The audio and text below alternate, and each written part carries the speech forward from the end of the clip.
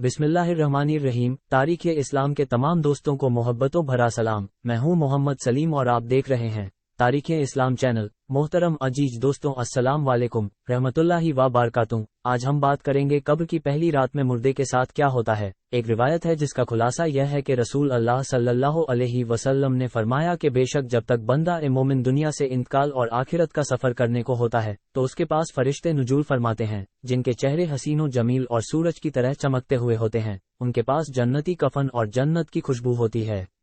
ये फरिश्ते इस कदर होते हैं कि जहां तक उसकी नजर पहुंचे फरिश्ते बैठे हुए नजर आते हैं और उसे घेरे रहते हैं, और हजरत मलाकुल मौत तशरीफ लाते हैं और उसके पास जाकर बैठ जाते हैं और फरमाते हैं, ए पाकीजा रूह, अल्लाह की मगफिरत और खुशनूदी की तरफ निकल कर चल। फिर उसकी रूह इस तरह सहूलत और आसानी से निकल आती है जैसे मस्कीजे में से पानी का कतरा बहता हुआ बाहर आ जाता है। बस इसे हजरत मलाकुल मौत ले लेते हैं और दूसरे फरिश्ते जो वहां दूर तक बैठे रहते हैं पल भर भी उनका साथ नहीं छोड़ते और उसे लेकर उसे जन्नती कफन और खुशबू में रखकर आसमान की तरफ चल देते हैं। इस खुशबू के मुतालिक हुजूर सल्लल्लाहु अलैहि वसल्लम का इरशाद है कि जमीन पर जो भी उम्दा से उम्दा खुशबू पाई गई है वैसी ही खुशबू होती है। फिर फरमाया कि उस रूह को लेकर फरिश्ते आसमान की तरफ जाने लगते हैं और फरिश्तों की जिस जमात में भी उनका गुर्जर होता है तो वह कहते हैं, वाह क्या अच्छी खुशबू है। ये फरिश्ते मैयत का नाम ताजिम और तकरीम से लेकर उसका तारुफ कराते हैं, यहाँ तक कि वो एहले आसमान तक पहुँच जाते हैं और आसमान का दरवाजा खुलवाते हैं। फिर दरवाजा खोल दिया जाता है और फिर वो इस तरह दरवाजे से ऊपर चले जाते हैं। फिर वह 7वें आसमान तक पहुंच जाते हैं।